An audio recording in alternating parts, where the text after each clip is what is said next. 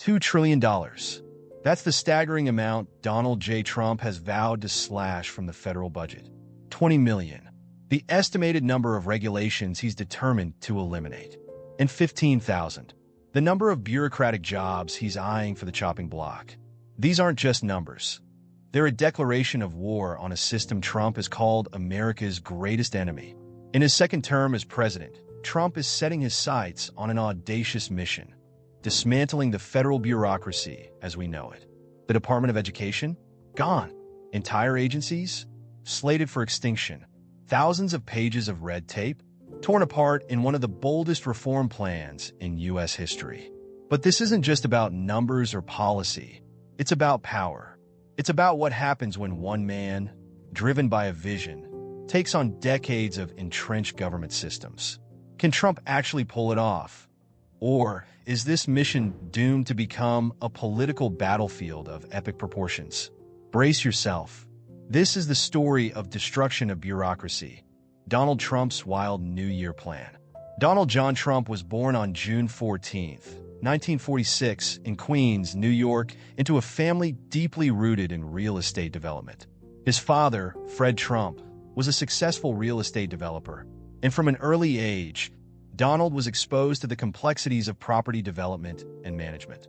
In the 1970s and 1980s, as Donald Trump embarked on his own ventures, he encountered firsthand the intricate web of government regulations that govern the construction and real estate industries. Navigating zoning laws, building codes, and environmental regulations often proved to be formidable challenges, leading to delays and increased costs. These experiences fostered in Trump a growing frustration with what he perceived as excessive governmental interference in the free market. By the time he announced his candidacy for the presidency in 2015, Trump's disdain for bureaucratic red tape had become a central tenet of his political platform. He frequently criticized the federal bureaucracy, arguing that it stifled economic growth, innovation, and efficiency.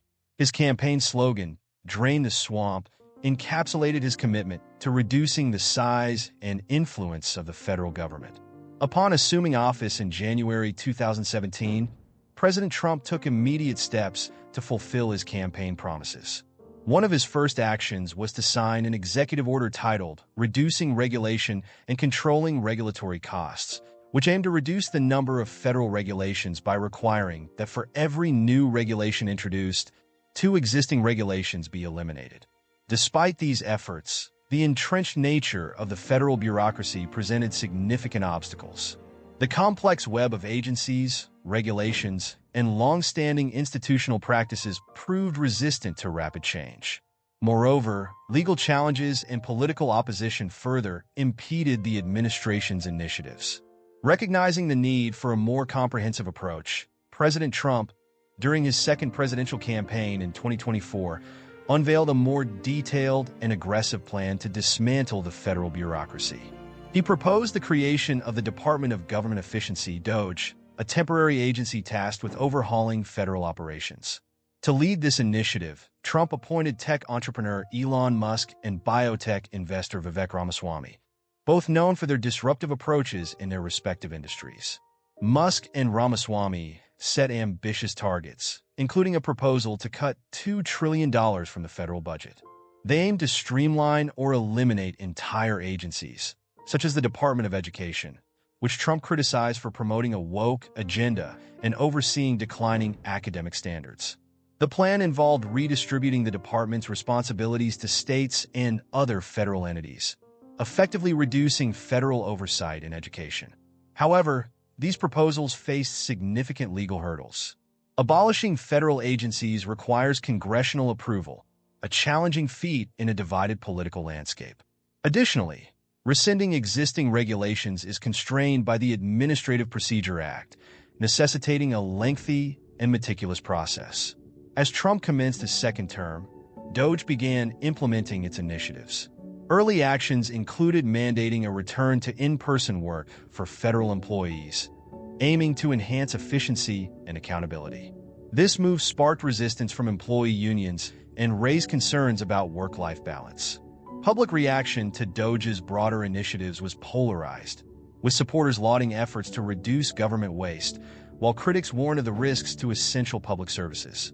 The success of Trump's plan to dismantle the federal bureaucracy hinges on navigating complex legal frameworks, achieving bipartisan support, and addressing public concerns.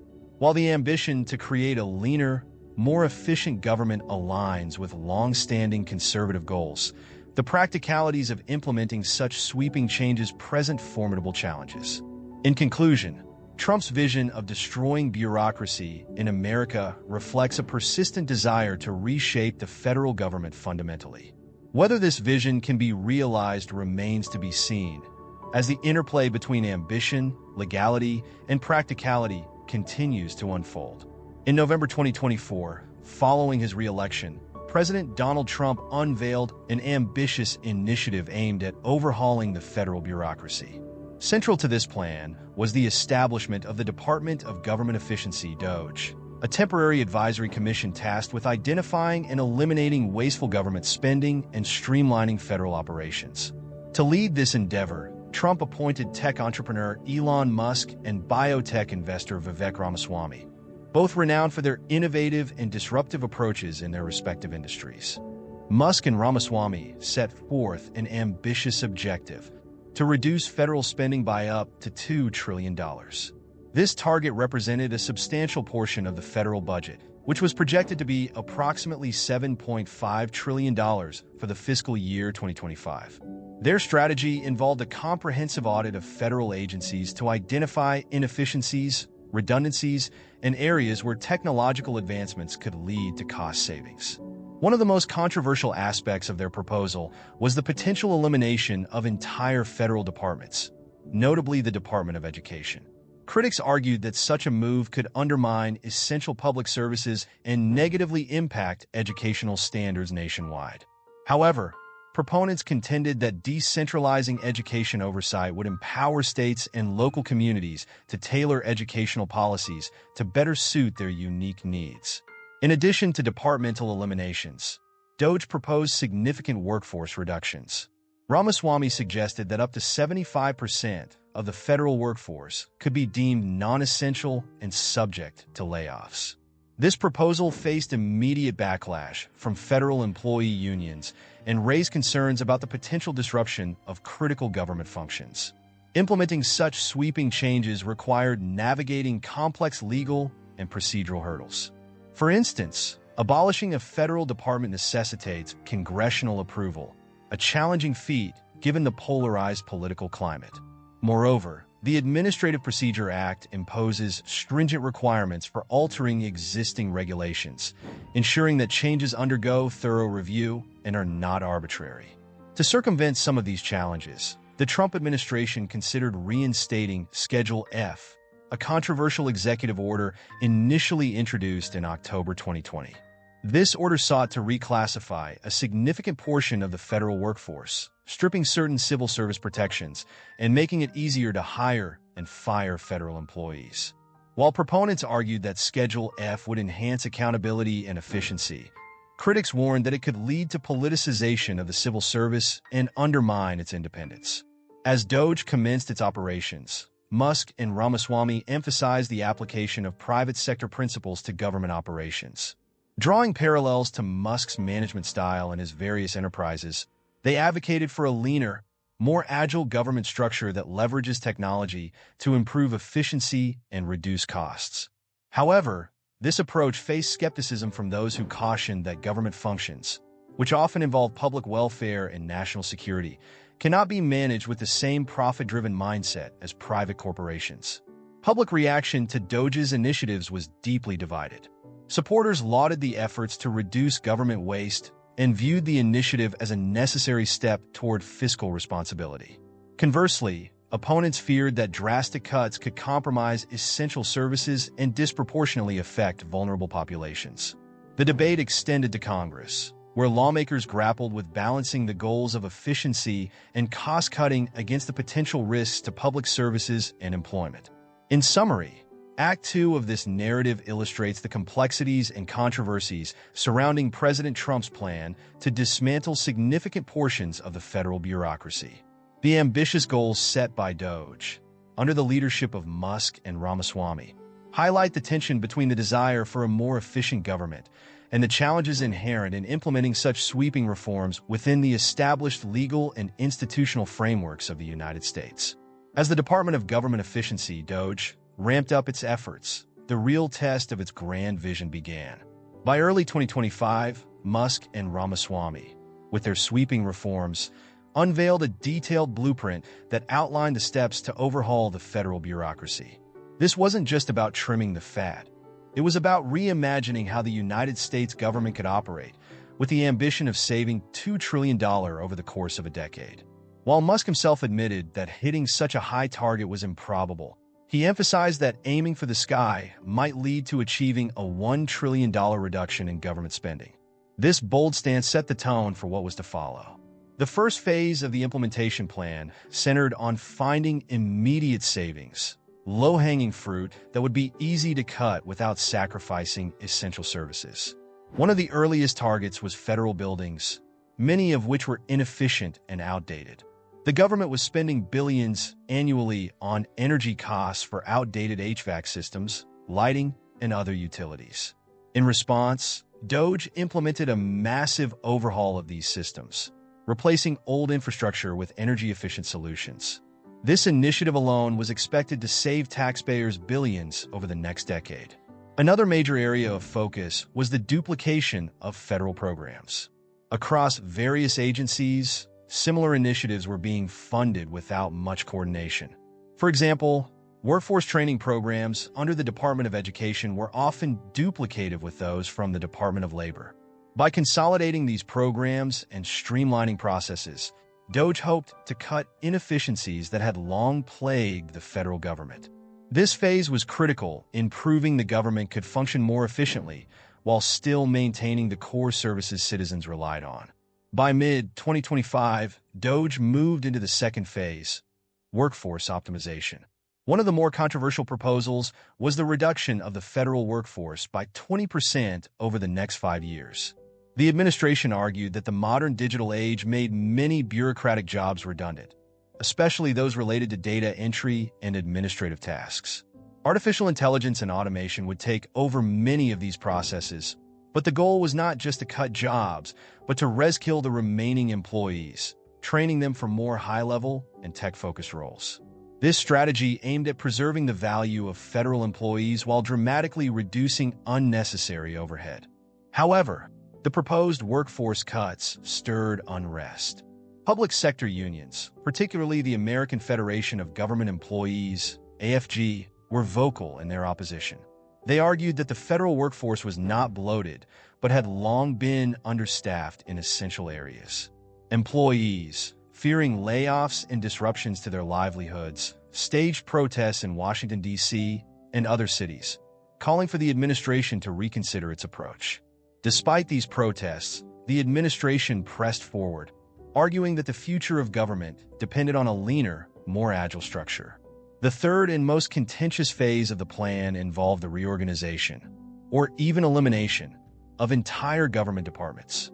The Department of Education, for example, was a key target. DOGE proposed transferring its responsibilities to state governments, arguing that states were better suited to handle educational policy, especially in a time when local education systems were rapidly adopting new technologies and practices. Similarly, the Environmental Protection Agency, EPA, came under scrutiny, with plans to reduce its federal oversight and shift some of its functions to state agencies. Critics, however, argued that this could lead to weaker environmental protections and disparities in how environmental issues were addressed across different regions. As the reform efforts pushed forward, resistance only grew stronger. Legal challenges were mounted against several initiatives, particularly the efforts to eliminate or reassign entire federal agencies. The Department of Education, in particular, faced a legal battle, as the proposed changes would require approval from Congress. This presented a significant roadblock, as many lawmakers, especially from education-heavy states, opposed the cuts and shifts in responsibility. Further complicating matters, public opinion was sharply divided. While some praised the initiative for its fiscal prudence, others feared the erosion of essential public services that could disproportionately affect the most vulnerable. A significant part of Doge's long-term strategy involved the integration of new technologies that could radically change the way the government operated. AI played a central role in this vision. From processing Social Security claims to automating administrative tasks, the federal government was set to harness artificial intelligence to reduce bureaucratic delays, improve accuracy, and cut costs. But while AI promised to improve efficiency, it also raised concerns about job displacement and the need for cybersecurity protections. The rollout of these technologies was met with both optimism and skepticism, as many wondered whether the shift to AI could lead to a loss of the human touch in government services. Another key technological initiative was the move to blockchain for federal procurement and grant processes. By utilizing blockchain, Doge sought to reduce corruption and enhance transparency, ensuring that taxpayer money was spent efficiently and honestly. This initiative would also make government contracts more accessible and reduce the potential for fraudulent activities, such as bid rigging. However, the transition to blockchain was not without its hurdles. The technology was still in its infancy, and ensuring its widespread adoption across federal agencies posed a challenge. Moreover, concerns about data security and the potential for hackers to exploit new systems were ever present. Despite the initial excitement surrounding these technological advancements, the shift was not seamless. While some citizens reported faster and more efficient services, others found the transition to digital platforms frustrating. For example, healthcare benefits under the Department of Veterans Affairs were delayed, with veterans experiencing difficulties accessing their benefits through newly implemented digital systems. This failure to meet expectations led to public dissatisfaction and further fueled criticisms of the reform agenda. By mid-2026, the effects of the reforms began to be more tangible, though their impact remained mixed. The government had saved a significant amount of money, but many questioned the cost of these savings in terms of social welfare and long-term stability. Critics argued that the cuts to federal programs and the reduction of staff had left critical areas underfunded and undermined essential services. Proponents, on the other hand, hailed the initiative as a much-needed overhaul that would pave the way for a leaner, more effective government. Despite the savings, the initiative faced increasing challenges, including pushback from state governments. As more responsibilities were shifted from the federal government to state and local agencies, many states struggled to manage the increased burden. Wealthier states, like California and New York, were better equipped to handle these changes, but poorer states with fewer resources found themselves overwhelmed. The shift to state-level responsibility further highlighted disparities across the nation and exposed weaknesses in the federal government's ability to balance efficiency with equity. Perhaps one of the most significant unintended consequences of the reforms was the talent drain from the federal workforce. As federal employees took buyouts or were laid off, agencies found themselves scrambling to fill crucial positions. The result was a loss of institutional knowledge, which made it more difficult for agencies to navigate complex regulatory challenges.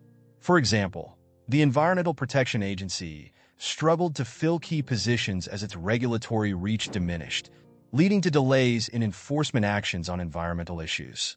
In the face of these challenges, the government's ability to implement its long-term vision was called into question. By 2027, the efforts of Doge had reshaped the federal government in fundamental ways.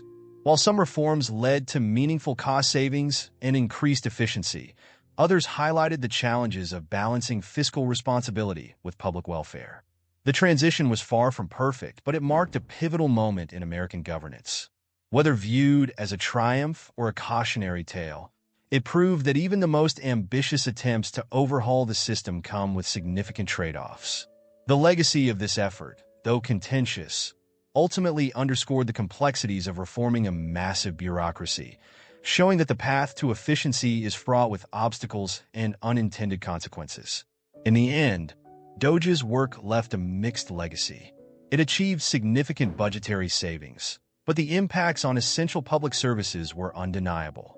The future of American governance will undoubtedly be shaped by this experiment in streamlining bureaucracy, offering both lessons and warnings for future leaders who seek to undertake similar reforms. As we close the chapter on Donald Trump's bold and controversial efforts to dismantle bureaucracy, we're left with more questions than answers. Could the dream of a leaner, more efficient government become a reality, or has the cost been too high? The impact of the Department of Government Efficiency's sweeping reforms will be felt for years to come, shaping not just policy, but the very way we interact with our government. Will the innovations in AI and blockchain become the future of public administration, or will they prove too disruptive for a system built on decades of tradition? One thing is clear: the path to reform is never easy. It's a fine balance between efficiency and public welfare, between innovation and tradition. The lessons learned from this ambitious experiment will reverberate across the political landscape, influencing future debates on how much government is too much or how little is too little. As we look toward the future, we must ask ourselves, is this the government we want, and are we prepared for the changes that are coming? Thanks for watching. Be sure to like, comment, and subscribe, and share your thoughts on this complex journey of governmental reform. What do you think? Can bureaucracy truly be destroyed, or is it an inevitable part of the system? The debate is far from over. Stay tuned, because the story of American governance is only just beginning.